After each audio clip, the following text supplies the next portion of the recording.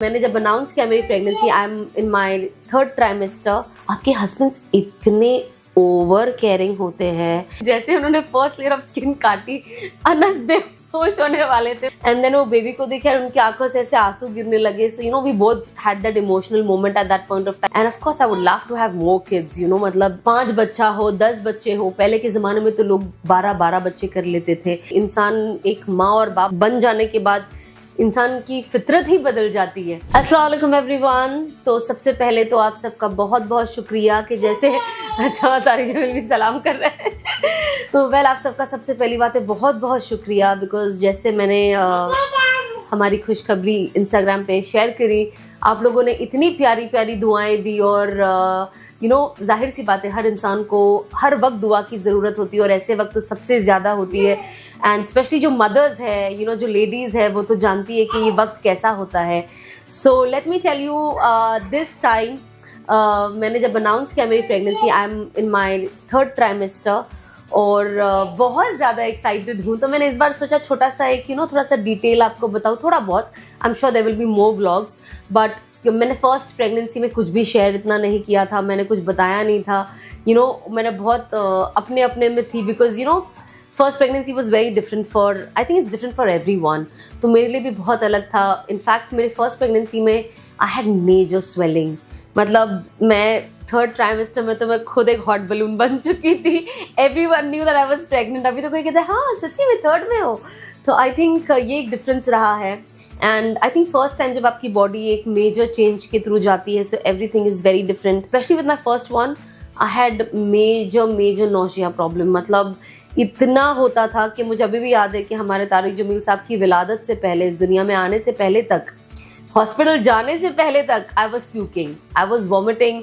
मैं खाना नहीं खा पाती थी, बहुत थोड़ा खा पाती थी। पानी तो मैंने हाथ ही नहीं लगाया था। अनटिल अनलेस कोई फ्लेवर्ड ना हो तो वो थोड़ा पी सकती थी, लेकिन पानी से तो ऐसा होता था पानी को देख के उल्टी आती थी मुझे। लेकिन इस बार अल्हम्दुलिल्लाह I am drinking water, I am keeping my self hydrated अल्हम्दुलिल्लाह से। आई कैन ईट फूड, पहले तो वो भी नहीं होता था। सो आई थिंक ये सारे changes I have noticed from my first to second pregnancy. And obviously in my first pregnancy मेरी skin was also under terrible condition. मतलब इतना एक्ने होता था मुझे, इतना एक्ने होता था। तो हर कोई कहता था ना कि प्रेगनेंसी ग्लो, तो मैं हमेशा पूछती थी मेरी मम्मी से, मेरे घर वालों से, वो ग्लो कब आएगा। ठीक है, जब मैं थर्ड ट्राइमेस्टर पहुंच गई थी कोई ग्लो नहीं आया था। With this pregnancy there are lot of changes and हम बस अभी एक हमारे लिए एक नया काम शुरू हो गया है। वो है रोज़ मुझे जो मिलता है, चाहे मेरे दोस्त हो चाहे मेरी फैमिली हो, मैं सबसे एक सवाल पूछती हूँ, बताओ ना क्या होगा, लड़का होगा कि लड़की होगी। बताओ ना क्या होगा, लड़का होगा कि लड़की होगी। Of course I am wanting a girl. मतलब देयर इज कोई दो राह नहीं है उसमें, क्योंकि पहला अल्लाह सुब्हानहू व तआला ने एक बेटे से नवाजा है, तो मैं चाहूँगी कि मुझे बेटी हो। And I have always been वो एक इंसान के आई थिंक हर माँ को एक बेटी तो चाहिए ही चाहिए। So I think I am craving, होता ना इंसान को प्रेगनेंसी में खाने की क्रेविंग होती है, I am craving for a daughter and I really hope कि अल्लाह सुब्हानहू व तआला मुझे बेटी दे। But obviously I am okay with anything whatever comes my way, as long as बच्चा हेल्दी हो, हर बीमारी तकलीफ से दूर हो, सेहतमंद हो। और जाहिर सी बात है बच्चा आएगा तो बहुत सारी खुशियाँ लाएगा। एंड मैं आपसे मेरी आगे की भी जो जर्नी है इंशाल्लाह बिफोर डिलीवरी भी आपसे शेयर करते रहूँगी कि मैं क्या क्या क्रेविंग्स होती हैं मुझे। कभी कभी इस बार इतनी क्रेविंग्स ऑनेस्टली है नहीं। And of course I would love to have more kids. मतलब इंशाल्लाह अगर मेरा हेल्थ सपोर्ट करे, मेरी बॉडी सपोर्ट करे, mental health is also very important. Specially जब आपकी फर्स्ट प्रेगनेंसी होती है ना, आपके हस्बैंड्स इतने ओवर केयरिंग होते हैं और वो आपको ऐसे ट्रीट करते हैं जैसे आप इतने फ्रजाइल हो, बिकॉज उनको नहीं पता कि आप ये कर पाओगे कि नहीं। It's carry for them also. जब तारिक जमील साहब इस दुनिया में आ ही रहे थे, मेरे हस्बैंड भी ओटी में थे and my mother in law was also in the OT. And मुझे अभी भी याद है because my first child is caesarean. तो जैसे उन्होंने जैसे शुरू किया ऑपरेशन, जैसे उन्होंने फर्स्ट लेयर ऑफ स्किन काटी, अनस बेहोश होने वाले थे पर वो बच गए। मुझे अभी भी याद है जब मैं बाहर आके रूम में आई तो मुझे नर्स बता रहे थे कि कि वो अंदर आप मैम अंदर थे ना, तो बाहर बोल रहे थे एक गिलास ठंडा पानी दो। तो मैं सोच रही थी अंदर इतना ओटी में ऑपरेशन चल रहा है, ठंडा पानी किसको चाहिए, बाद में पता चला सर को चाहिए, वो बेहोश है। मैंने कहा क्या बात कर रहे हो। So I think that was he couldn't see that, but he was there throughout. वो गए और फौरन एक सेकंड में ही अंदर आ गए, वो बैठ गए एंड देन वो फौरन ही was there till the end. And in fact मेरी फर्स्ट प्रेगनेंसी की डिलीवरी के बाद आई स्टिल रिमेंबर हॉस्पिटल में मैं 4 दिन थी एंड चारों दिन मेरे हस्बैंड 5 मिनट के लिए भी घर नहीं गए, नॉट इवन 5 मिनट्स। एंड वो बाहर हमने हॉस्पिटल को तो अपना घर ही बना लिया था। मुझे अभी भी याद है अंदर वाले रूम में हमारे पास 2 बेड्स थे एंड एक पे मैं सोई थी, एक पे मेरी सासू माँ। नीचे हमने गद्दा लगाया था, मैं कज़न वाज स्लीपिंग। बाहर जो लाउंज एरिया था वहाँ 2 गद्दे लगे थे जहाँ पे अनस और एक और उनके साथ कंपेनियन थे, वो लेटे हुए थे। तो हमने तो उसको घर ही बना लिया था बिल्कुल। और मैं अनस को हमेशा कहती थी प्लीज़ आप घर चले जाओ, कोई प्रॉब्लम नहीं है, आप घर जाके सो, आपकी तबीयत ख़राब हो रही है, आपको नींद नहीं मिल रही है। एंड अनस ऐसे है कि वो सोते हैं ना बेखबर होके सोते हैं, अनटिल कुछ ऐसा ना हो जाए। लेकिन जैसे तारिक जमील हमारे कर देते फौरन, क्या हुआ क्या हुआ क्या हुआ। And I think that is the first time I saw Anas crying, you know, कि जब मैं लेटी थी और बेबी मेरे पास था डिलीवरी के 2-3 दिन के बाद। एंड रात को जब वो रो रहा था तो अनस मेरे बाजू में बैठे थे और मेरा ऐसा सर सहला रहे थे आउट ऑफ नोवेयर, बहुत प्यार आ गया था। एंड देन वो बेबी को देखे और उनकी आंखों से ऐसे आंसू गिरने लगे। So we both had that emotional moment at that point of time जब सारे लोग सो चुके थे। एंड आई रियली फेल्ट कि वाकई इंसान एक माँ और बाप बन जाने के बाद इंसान की फितरत ही बदल जाती है। एंड इस टाइम पे मेरे हस्बैंड ऑनेस्टली कहूँ तो ध्यान बहुत रखते हैं इररिस्पेक्टिव, लेकिन थोड़े चिल्ड हो गए हैं। उन्हें लगता है ये तो मतलब कर लेगी, क्या है, एक बार हो गया ना दूसरी बार आराम से हो जाएगा। तो मैं उसको कहती हूँ आप ना ज्यादती कर रहे हो इस बच्चे के साथ, थोड़ा मुझे लग रहा है आप प्यार ना कम दे रहे हो। He is like no no no, I like नहीं मैं मजाक कर रही हूँ। ऑब्वियसली माँ बाप का प्यार जो है वो 1 बच्चा हो, 5 बच्चा हो, 10 बच्चे हो, पहले के ज़माने में तो लोग 12-12 बच्चे कर लेते थे। तो यस आई एम अल्हम्दुलिल्लाह I am very happy, very excited. Please मुझे अपनी दुआओं में याद रखे।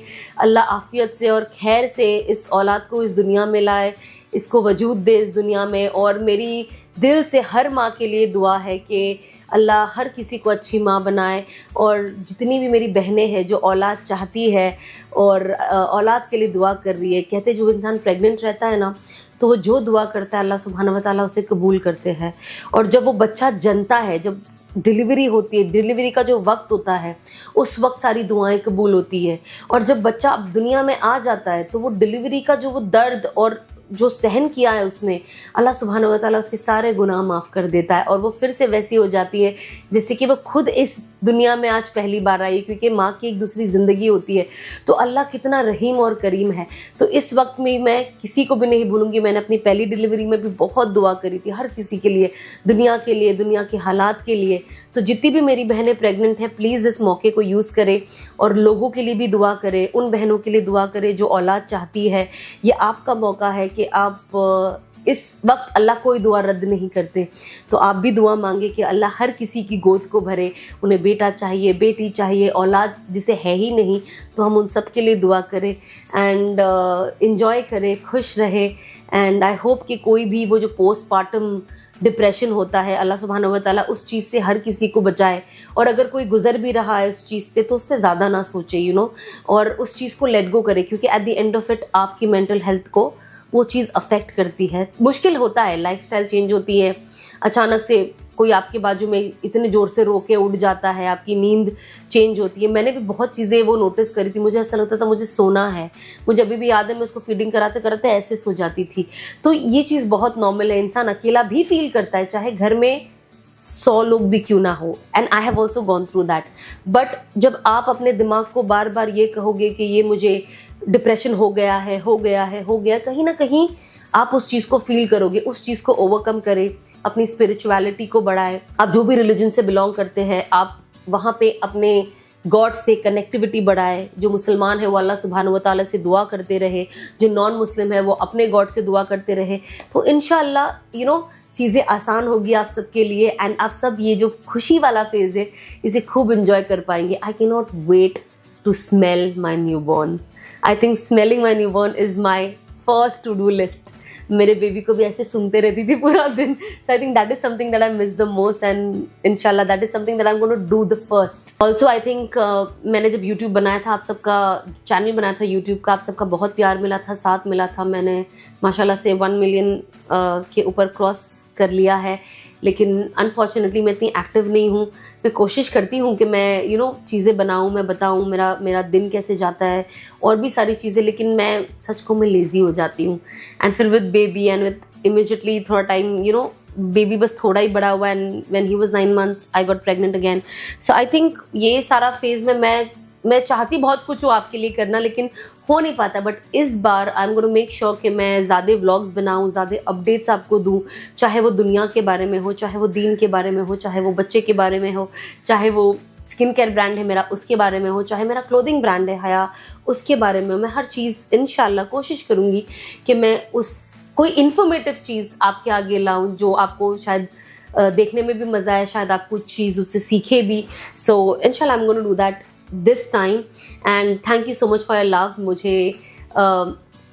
मुझे बहुत अच्छा लगता है जब आप लोग अप्रिशिएट करते हो। एंड आई थिंक दुनिया में आजकल यही चीज़ ख़त्म हो चुकी है कि हम लोगों की अच्छाई देखें और लोगों को प्यार दे और लोगों को अप्रिशिएट करे। तो आई थिंक जब इंसान को आज हर कोई प्यार का भूखा है, मैं भी प्यार की भूखी हूँ, तो मुझे बहुत अच्छा लगता है व्हेन पीपल लव मी और व्हेन पीपल गिव मी दुआज and they tell me I love you. I love it, trust me, I love that.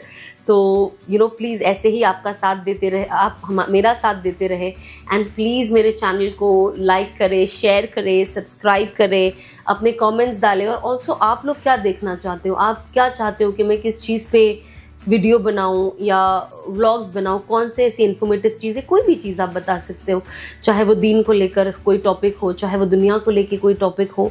मैं चाहती हूँ कि मेरा व्लॉग इन्फॉर्मेटिव भी हो और जो आपके भी काम आए। बस यहाँ खाया पियो वीडियो बनाया कोई मैं नहीं चाहती कि सिर्फ उस चीज़ को लेकर हो। तो आप लोग अपने व्यूज़, अपने आइडियाज़ ज़रूर कमेंट में शेयर करें और इंशाल्लाह मैं कोशिश करूँगी कि मैं उस चीज़ को कर पाऊँ। So thank you so much.